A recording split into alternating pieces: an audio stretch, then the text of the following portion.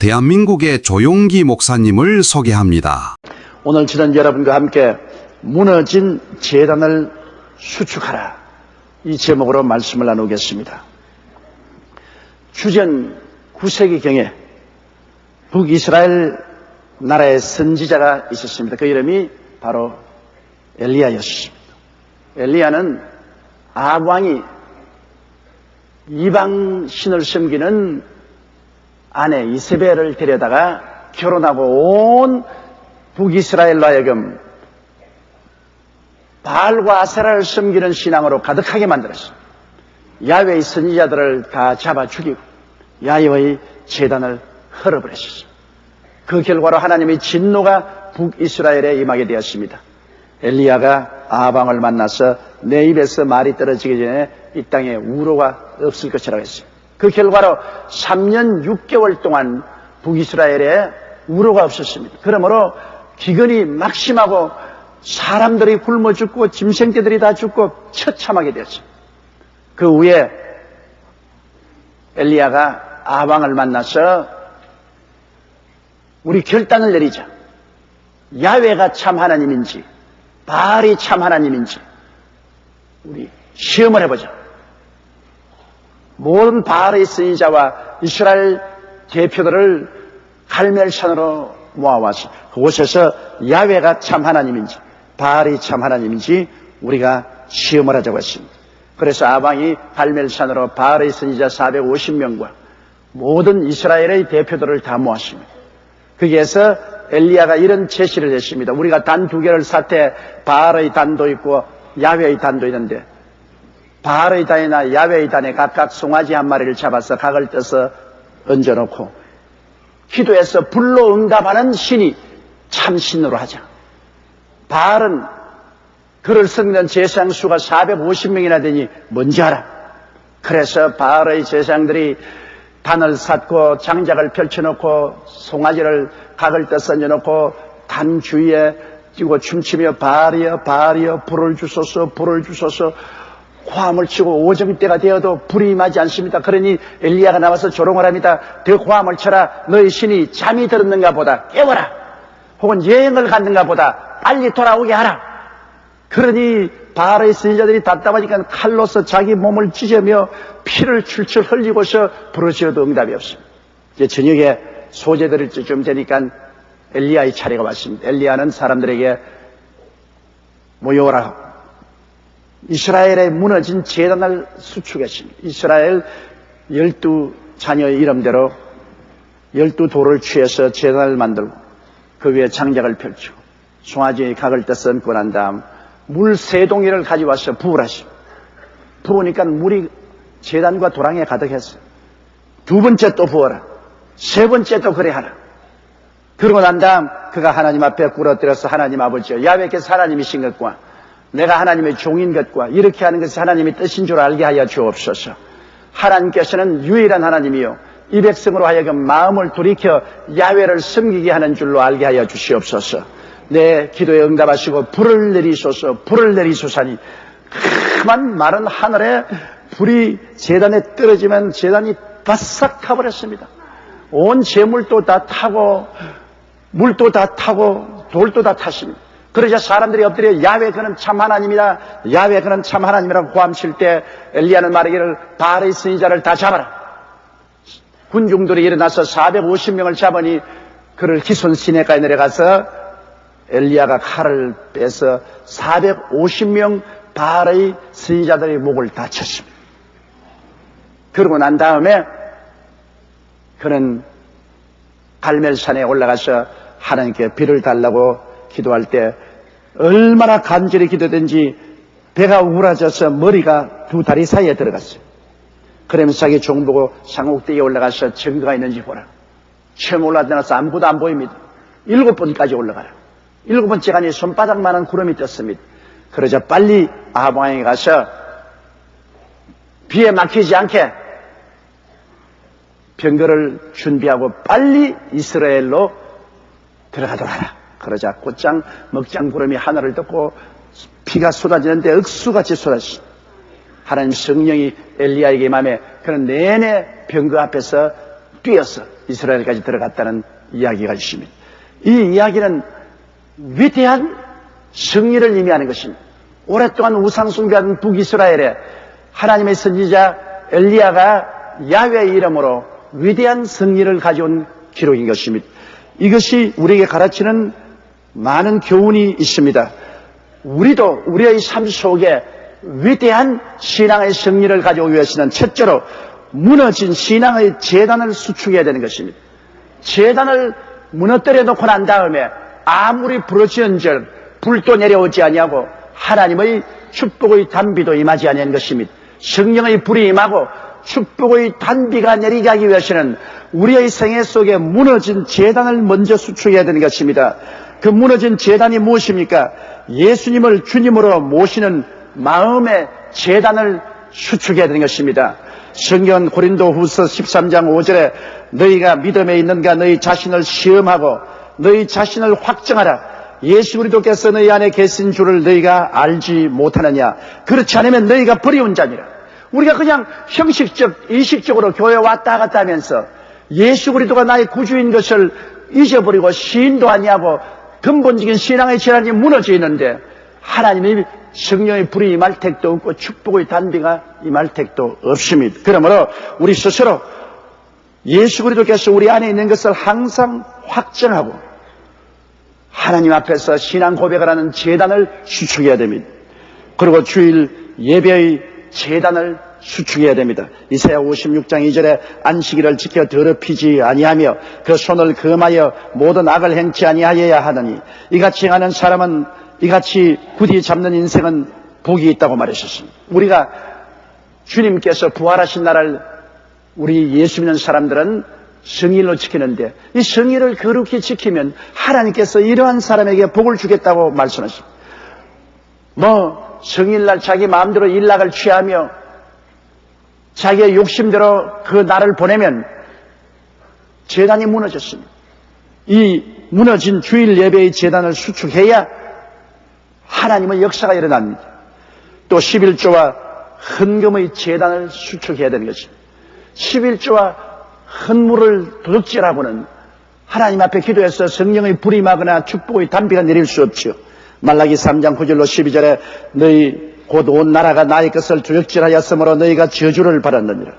만군의 야훼가 이르노라 너희의 온전한 11조를 창고에 들여 나의 집에 양식이 있게 하고 그것으로 나를 시험하여 내가 하늘 문을 열고 너희에게 복을 사할 곳이 없도록 붙지 아니하나 보라. 만군의 야훼가 이르노라 내가 너희를 위하여 황충을 금하여 너희 토지 소산을 멸하지 않게 하며 너희 밭에 포도나무의 과실로 기한진에 떨어지지 않게 하리니 너희 땅이 아름자와 짐으로 열방이 너희를 복되다리라. 만군의 야훼의 말이니라. 여기에서 손으로 하는 산업에 복을 주어서 저주가 임하지 못하도록 함으로 복되게 하겠다고 말씀하는 것입니다. 오늘날 우리가 하는 모든 산업에 하나님의 복이 임하도록 모든 회방과 불황과 저주를 제하여 주시겠다고 하시니 이와 같이 11조와 헌금의 제단을 재수축해야 하나님 앞에 우리가 올바로 설 수 있습니다. 그리고 말씀 공부의 제단을 수축해야 됩니다.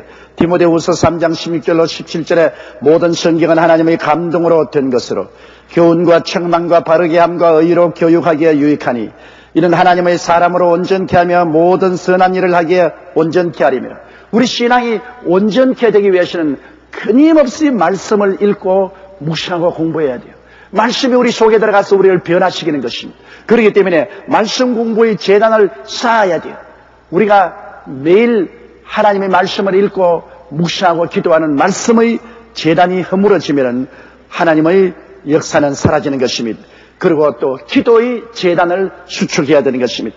누가복음 21장 34절로 36절에 너희는 스스로 조심하라. 그렇지 않으면 방탕함과 술취함과 생활의 염려로 마음이 둔하여지고 뜻밖의 그날이 듣고 같이 너희에게 임하리라. 이러므로 너희는 장차 올리 모든 일을 능히 피하고 인자 앞에 서도록 항상 기도하며 깨어있으라 하시니라. 기도하지 않으면 잠듭니다. 세상에 탐욕이 홍수같이 휘몰아치기 때문에 탐욕의 깊은 잠에 빠져버리고 맙니다. 기도해야 탐욕의 잠에서 깨어있을 수 있으니 기도의 제단을 수축해야 돼요. 우리가 그냥 왔다 갔다 하면서 기도를 등한히 하면 안 됩니다. 언제나 우리는 기도의 제단에 매달려 있어야 되는 것입니다. 여러분, 한국인의 종교 실태와 종교 의식을 한국갤럽조사연구소에서 97년도에 조사한 것을 보니까 우리나라 종교인 분포 중에 개신교가 20.3%로 불교, 천주교 외 종교보다 가장 앞서 있습니다. 84년도 조사 이후 개신교가 처음 앞선 주 원인을 보니까 97년도 조사에 기도를 많이 하고 성경을 많이 읽으며 헌금을 많이 함으로 말미암아 타 종교보다 월등하게 성장했다고 말했습니다. 개신교인 약 60%가 11조 생활을 하고 있는데요. 84년에는 42%였으나 97년 전에는 57.7%가 11조를 드리고 있는 것을 볼 수 있는 것입니다. 이와 같이 우리 개신교가 성장 발전하는 것은 기도를 많이 하고 성경을 많이 읽고 헌금을 많이 하는 이 역사가 일어나기 때문에 하나님께서 응답을 해주신 것입니다.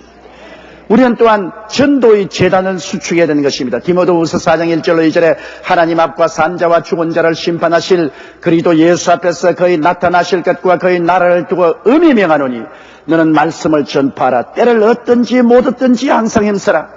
때를 얻든지 못 얻든지 항상 있는 그 자리에서 전도에 힘쓰라. 이 전도의 재단입니다. 이거 허물어지면 안 돼요.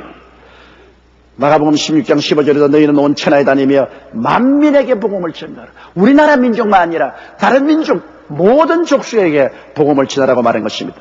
재단을 수축한다는 것은 잘못된 삶을 회개하고 바로 서는 것을 말하는 것입니다. 여러분, 재단을 수축하고 난 다음에야 기도하면 불이 떨어지는 거죠. 엘리야가 제단을 수축하고 난 다음 제물을 얹어놓고 기도할 때 불이 떨어진 것처럼 우리의 제단을 수축하고 예수 그리스도 이름으로 우리가 하나님께 부르짖을 때 성령의 불이 떨어지는 것입니다. 성령의 불이 떨어져야 돼요. 성령의 불이 떨어져야 하나님 아버지와 예수님께서 참 하나님 것이 증명되는 것입니다. 이 세상에 우상과 사신이 가득하고 다른 종교가 많은데 진실로 우리 하나님 아버지와 예수님께서 유일한 구주가 되심을 무엇으로 증명합니까? 하늘에서 불이 떨어져야 됩니다. 성령의 불이 우리 마음속에 가득히 임해야 되는 것입니다. 그러기 위해서는 우리의 생활 속에 제단을 수축해야 되는 것입니다. 허물어진 제단 가지고는 아무리 부르짖어봤자 역사가 일어나지 않습니다. 회개해서 제단을 수축하는 여러분 되시기를 주의 이름으로 축원합니다. 둘째로 불이 떨어지고 난 다음에 엘리야가 뭐라고 말했습니까? 바알의 선지자를 다 잡아라. 그리고 그를 기손 시내가에 데려가서 칼을 들고 목을 쳐서 다 죽였습니다. 이 바알의 선지자 450명이라는 것은 사탄을 상징하는 마귀와 귀신의 제자들인 것입니다. 우리가 제단을 수축하고 성령의 불이 임하면 그 다음 우리의 삶 속에 붙어서 댕기던 귀신들을 다 쫓아내야 되는 것입니다. 오늘날 안 믿는 사람은 말할 필요 없이 공중에 권세 잡은 악의 영에 잡혀 있지만은 믿는 사람들이 너무나 많이 귀신들하고 같이 삽니다. 주여 주여 이름을 부르면서 귀신이 아예 몸에 주렁주렁 붙어 있습니다. 우리가 하나님 앞에 제단을 수축하고 성령의 불을 받고 난 다음에는 우리의 생애 속에 귀신을 다 때려잡아야 돼요. 주님께서는 마지막 떠나기 전에 너희가 내 이름으로 귀신을 쫓아내라고 말했어요. 귀신이 없는데 왜 쫓아내라고 하겠습니까? 예수님께서 복음 전도를 시작하신 후 가장 강도 깊게 행하신 것이 귀신을 쫓아내며 병을 고치는 것입니다. 예수님이 쫓아낸 영들 중에 보면은 더러운 귀신이 있습니다. 나사렛 회당에 더러운 귀신 들린 사람이 있었다고 누가복음 4장 33절에 말했습니다. 주님이 더러운 귀신을 쫓아내며 그가 쓰러져 호암을 치고 나갔다고 말한 것입니다. 그라사 지방에 거하던 군대 귀신 들린 자도 벗은 채 무덤 사이에서 호암 치며 자기 몸을 상처 입히고 있었습니다. 누가복음 8장 29절에 예수께서 이미 더러운 귀신을 명하사 이 사람에게서 나오라 하시니까 돼지떼에 들어가기를 간청하며 허락한지라 2000여 마리의 돼지떼에 들어가니 돼지가 갈릴리 호수로 뛰어들어 몰사했다고 기록하고 있는 것입니다. 오늘날 세속 문화는 더러운 귀신으로 꽉 들어차 있습니다. 병든 인류가 지향하는 병든 문화는 모두 다 더러운 귀신이 오늘 만들어냅니다. 모든 분야 처처에 더러운 귀신에게 사람들이 잡혀있어도 무감각합니다. 더러운 생각, 더러운 말, 더러운 행동, 더러운 소설, 더러운 비디오, 더러운 영화, 이 세상의 어느 곳에 가서 추하고 더럽지 않은 것이 되십니까? 더러운 귀신은 가는 곳마다 문화라는 이름으로 사람들을 부여잡고 더러움 속에서 살게 만들고 멸망을 받게 만드는 것입니다. 더러운 귀신을 쫓아내야 돼요. 같이 살면 안 돼요. 더러운 귀신이 오늘 여러분의 안방에 함께 들어와 있으면 안 돼요. 그 다음 악한 귀신이 있습니다. 예수께서 하신 말씀 중에 더러운 귀신이 사람에게 나갔을 때 물 없는 곳을 다니며 쉬기를 구하되 얻지 못하고 나온 집으로 돌아보니 비고 소지되어 술이 되었거늘 이에 가서 저보다 더 악한 귀신 7을 데리고 들어가서 그 안이 그 사람의 나중 형편이 전보다 더욱 심하게 되니라. 이 악한 세대가 또한 이렇게 되려. 악한 귀신은 사람들의 마음속에 들어와서 악하게 합니다. 악은 자기 스스로를 괴롭히고 남을 못 살게 괴롭힙니다. 악한 귀신에 잡힌 남편은 아내와 자식들을 못 살게 괴롭힙니다. 악한 귀신이 들어간 아내는 남편을 못 살게 고통을 줍니다. 악한 귀신이 들어간 사람은 사회와 국가 속에서 몹시 악한 일을 행하고 가는 곳마다 고통과 파괴를 가져옵니다. 악한 귀신 쫓아내야 돼요. 오늘 우리 한국 사회에 악한 귀신이 꽉 들어차서 물고 찝고 못 살게 만드는 것입니다. 거짓말한 귀신을 또 쫓아내야 돼요. 요한복음 8장 44절에 너희는 너희 아비 마귀에게서 났으니 너희 아비의 욕심을 너희도 행하고자 하느니라. 저는 처음부터 살인한 자여 진리가 그 속에 없으므로 진리에 서지 못하고 거짓을 말할 때마다 제 것으로 말하는 이는 제가 거짓말장이여 거짓의 아비가 되었어. 마귀가 계시는 거짓말쟁입니다. 마귀는 거짓의 아비여. 귀신들은 우리에게 와서 다 거짓말을 하고 있죠. 그러므로 거짓말한 귀신을 쫓아내야 돼요. 오늘날 우리 한국 사회는 신뢰를 잃어버린 사회입니다. 누구 말을 믿어요? 정부의 말이나 은행의 말이나 관리의 말이나 이웃의 말이나 누구의 말도 믿을 수가 없어요. 하도 속아나서 이제는 신뢰할 수 없는 사회가 되고 말아요. 너무나 위험합니다. 우리가 신뢰하지 못하면 모든 일을 할 수가 없습니다. 거짓말한 귀신을 쫓아내야 돼요. 그리고 점치는 귀신을 쫓아내야 돼요. 신명기 18장 10절 12절에 복술자나 기륭을 말하는 자나 요술하는 자나 무당이나 지는 자나 신접한 자나 박수나 초혼자를 너희 중에 용납하지 말라. 무릇 이를 행하는 자는 야훼께서 가증히 여기시느니라. 구약에서는 이런 자들을 돌로 쳐 죽이라고 말했습니다. 여러분, 우리 사회에서 빼놓을 수 없는 화제가 바로 이 점치는 것입니다. 평소 자신이나 가족들의 운수를 볼 뿐 아니라 연초나 특히 요즘같이 나라 경제가 어렵고 사회가 어수선할 때는 점집을 찾는 사람이 너무나 많아요. 참 아이러니한 것은 서울 강남의 벤처벨입니다.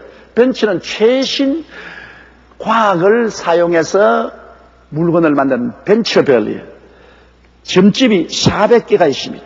주요 고객 80%가 20대, 30대의 벤처 사업가라고 말합니다. 한 주일에도 적어도 한 집에 20명 이상이 들어와서 점을 친다고 합니다. 벤처 기업은 최첨단 과학을 처리하는 기업입니다. 그런 과학적인 두뇌가 왜 점집에 찾아가서 점을 치고 있습니까?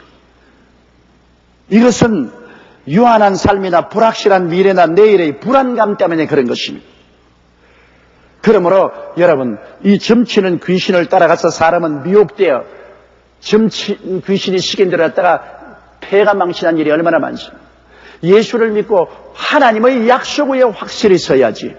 점치는 귀신의 말을 듣고 나갔다는 큰일 나는 것이니 이 점치는 요행을 말하고 사행심을 조장하는 이 점치는 귀신을 내어 쫓아야 됩니다. 그 다음 질병의 귀신을 내어 쫓아야 돼요. 누가복음 4장 40절로 40절에 해질적에 각색 병으로 앓는 자 있는 사람들이 다 병인을 데리고 나오매 예수께서 일일이 그 위에 손을 얹어 자 고치시니 사람들에게서 귀신들이 나가며라고 말하십니다. 누가복음 13장 11절에 18년간 귀신 들려 앓으며 꼬부라져 있던 여인이라고 말했습니다. 사도행전 13, 38절에 예수께서 마귀에게 눌린 모든 자를 고치셨다고 말했습니다.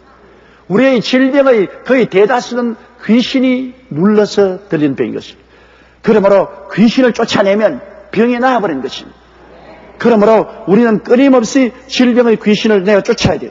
에베소서 6장 10절로 12절에 정말로 너희가 주 안에서와 그의 힘의 능력으로 강건하여 지고 마귀의 괴계를 능히 대적하기 위하여 하나님의 전신갑주를 입어라. 우리의 실험은 혈과 육에 대한 것이 아니요 정사와 권세와 이 어두움의 세상 주관자들과 하늘에 있는 악의 영들에게 대하며 우리 주위에 여러분, 악의 영들이 얼마나 많은지 몰라요. 그들은 도적질하고 죽이고 멸망시키려고 하는 것입니다. 그렇기 때문에 우리가 단호하게 제단을 수축하고 성령의 불을 받고 난 다음에는 종횡무진으로 귀신을 쫓아내야 되는 것입니다. 오늘날 사람들이 정상적인 사람의 마음을 갖지 못하고 귀신의 마음을 갖고 있습니다. 귀신의 마음을 갖고 있으니 귀신하는 짓을 합니다. 서로 물고 찢고 싸우며 파멸을 가져오는 것입니다. 귀신을 우리는 단호하게 성령의 능력에 의지해서 내어 쫓는 여러분이 되시기를 주의 이름으로 축원합니다. 셋째로 이제는 비 오기를 위하여 기도해야 됩니다. 엘리야가 제단에 성령 불이 임하고는 귀신의 제자들을 다 잡아 죽이고 그 다음에 비 오기를 구했습니다. 비가 온다는 것은 축복을 말하는 것입니다. 하늘이 비를 주고 땅의 열매를 맺잖아요. 우리의 삶에 열매 맺는 복 받는 삶을 살기 위해서는 축복의 단비를 구해야 되는데 이 축복의 단비는 그냥 구한다고 하는 것은 제단을 수축하고 성령 불을 받고 그리고 귀신을 쫓아내고 축복을 구해야 되는 것입니다. 비 오기를 우리가 기도해야 돼요. 축복을 받기를 기도해야 돼요. 우리는 간절히 기도해야 됩니다. 엘리야가 기도할 때 얼마나 간절했는지 머리가 두 다리 사이에 들어가대요. 기도를 간절히 하면 배가 억울해집니다. 머리를 두 다리에 써놓고 간절히 기도하되 그 종에게 산꼭대에 올라가서 증거가 있는지 7번이나 올라가라 했습니다. 증거가 나타날 때까지 기도하는 것입니다. 우리는 간절한 기도를 하기 위해서 새벽 기도를 합니다. 마가복음 1장 35절에 새벽 5일이여 미명에 예수께서 일어나 나가 한적한 곳으로 가서 거기서 기도하시더라. 예수님도 새벽에 기도했습니다. 우리가 교회 새벽에 못 나올지라도 새벽에 집에서 일어나서 반드시 기도해야 됩니다. 하루를 기도로 시작해야 돼요. 그리고 또 우리는 매일같이 정시 시간을 정해놓고 하나님께 기도해야 되는 것입니다. 사도행전 3장 1절에 제9시 기도 시간에 베드로와 요한이 성전에 올라갈 새 나면서 앉은 배인 된 자가 있어 그를 예수 이름으로 고치고 하루에 5,000명이 회개한 것입니다. 유대인은 하루 3번 기도하는데요. 오전 9시에 한번 기도하고 낮 12시에 기도하고 오후 3시에 기도합니다. 고넬료도 오후 3시 기도에 천사가 나타나서 베드로를 청하라. 그래서 베드로 청해서 온 가정이 구원받고 성령 받은 사실이 있는 것입니다. 우리가 기도를 정해놓고 난 다음에 해야 됩니다. 아침에 일어나서 한 30분 기도하고 점심때라도 기도해서 적어도 너무 시간이 없다고 하면 10분이라도 기도해요. 또 저녁에도 정해놓고 기도하고. 우리가 정시 기도를 해야지 기도를 생각나면 하고 생각 안 나면 안 하는 그렇게 해서는 안 되는 것입니다. 그리고 또 철야 기도가 있죠. 누가복음 6장 12절에 이때 예수께서 기도하시러 산으로 가사 밤이 맞도록 하나님께 기도하시더라. 예수님께서는 철야 기도를 늘 하셨습니다. 초대교회도 베드로가 처형 직전에 있을 때 예루살렘 부인회가 철야 기도를 하고 천사가 나타나서 베드로를 구출한 역사가 일어나고 있는 것입니다. 바울과 실라도 빌립보 지하 감옥에서 철야 기도하다가 성령이 임하고 지진이 일어나서 그 옥토가 흔들리고 감옥 문이 다 열린 사건이 있는 것입니다. 철야 기도가 있습니다. 그 다음에는 금식 기도가 있습니다. 안디옥 교회에 금식 기도한 사건이 기록되어 있습니다. 사도행전 13장 2절로 3절에 주를 섬겨 금식할 때 성령이 가라사대 내가 불러시키는 일을 위하여 바나바와 사울을 따로 세우라 하시니 이에 금식하며 기도하고 두 사람이 안수하여 보내니라. 금식 기도는 가장 강한 기도인 것입니다. 금식 기도는 죽기를 각오하고 기도하는 기도가 금식 기도인 것입니다. 이런 가장 힘 있는 기도로서 우리가 능력 있고 힘 있는 기도, 반드시 응답을 받아야 되겠다는 절박한 그러한 상황 속에서는 금식 기도가 굉장한 힘이 있는 것입니다. 이런 기도를 어떻게 할 것이냐? 구름이 떠오를 때까지 해야 돼요. 한두 번 기도하고 집어치우면 안 돼요. 구름이 떠오를 때까지 기도하라. 구름이란 뭡니까? 마음에 떠오르는 확신의 구름인 것입니다. 마음의 불안과 초조, 공포로 꽉 들어차 있을 때 기도하면 마음에 확신의 구름이 떠오르기 시작하는 거죠. 확신이 들어와요. 그때까지 기도해야 돼. 야고보서 1장 6절에도 오직 믿음으로 구하고 조금도 의심하지 말았는데 의심이 사라지고 믿음이 마음속에 구름장처럼 떠올라야 돼요. 마태복음 21장 22절에도 너희가 기도할 때 무엇인지 믿고 구하는 것은 다 받으려 하시니라. 믿음이 들어올 때까지 기도해야 돼요. 환경에 떠오르는 증거의 구름도 있습니다. 우리가 믿음으로 기도를 할 때 환경에 응답이 오는 증거가 보이는 것입니다. 잠언서 3장 6절에 너는 범사의 그를 인정하라. 그리하면 내 길을 지도하시리라. 기도를 간절히 하는데 하나님의 지도하는 손길이 나타나기 시작하는 것입니다. 사람이 찾아온다든지 환경이 변하든지 역사가 일어나기 시작하는 것입니다. 그럴 때까지 기도해야 돼요. 그러고 난 다음 마음에 확신의 구름장이 떠오르고 환경에 증거가 나타나거들랑 입으로 강하고 담대하게 시인하십시오. 엘리야가 뭐라고 말했습니까? 빨리 가서 왕에게 병거를 정비하고 출발하도록 하시오. 큰 비의 소리가 들린다고 말했습니다. 아직 비가 내리지 않은데도 없는 것을 있는 것 같이 시인했습니다. 마가복음 11장 23절에 그 말하는 것이 이룰 줄 믿고 마음에 의심하지 아니하면 그대로 되리라고 말씀한 것입니다. 여러분, 고린도후서 6장 1절로 2절에 우리가 하나님과 함께 일하는 자로서 너희를 권하노니 하나님의 은혜를 헛되이 받지 말라. 가라사대 내가 은혜 베풀 때에 너를 듣고 구원의 날에 너를 도왔다 하셨으니 보라 지금은 은혜 받을 만한 때요 지금은 구원의 날이라고 말한 것입니다.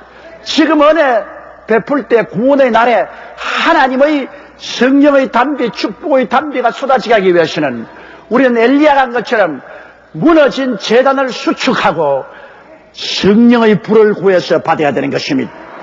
그러고는 우리 주위의 모든 귀신들을 다 쫓아내야 되는 것입니다. 예수 이름으로 마귀와 귀신을 쫓아내고 그리고 축복의 담비를 간절히 간구할 때 하나님께서는 메마른 하늘에서 축복의 담비를 부으십니다. 3년 6개월 동안 메말라도 하늘에서 담비를 부으십니다. 그리고 땅에 열매를 맺습니다. 우리의 삶이 영원히 잘됨같이 범사에 잘되며 강건하고 생명을 얻되 넘치게는 열매를 맺게 되는 것입니다. 다 같이 고개숙여 기도드리겠습니다. 사랑이 많으시고 거룩하신 아버지 하나님, 오늘 많은 사람들의 마음에 야훼의 제단이 허물어져 있습니다. 야훼의 제단이 무너지고 이리저리 흩어져 있습니다. 그런데 아무리 와서 기도해도 무슨 소용이 있습니까? 귀신 바알의 제단만 높이 사여지고 귀신들이 떠들어져 끼고 있습니다. 하나님 아버지여, 우리가 그냥 주님 앞에 엎드려서 복을 달라고 하지 말고 먼저 마음에 무너진 제단을 수축하게 도와주시옵시고 확실히 예수 그리스도 이름을 통하여 기도하여 성령의 불을 받게 도와주시옵소서. 성령의 불을 받지 않고는 우리가 마귀를 이길 수가 없습니다. 성령의 불을 받고 우리 주변에 있는 모든 귀신들을 다 쫓아내고 그리고 단호한 기도를 통하여 하늘에서 축복의 담비가 쏟아지게 하여 주시옵소서. 하나님께 복을 받아 성공적이고 승리적인 삶을 살 수 있도록 복을 나려 주시옵소서. 예수님 이름으로 기도드리옵나이다. 아멘. 할렐루야. 아멘. 목사님 감사합니다. 구독과 좋아요는 제작하는 데 힘이 됩니다. 감사합니다.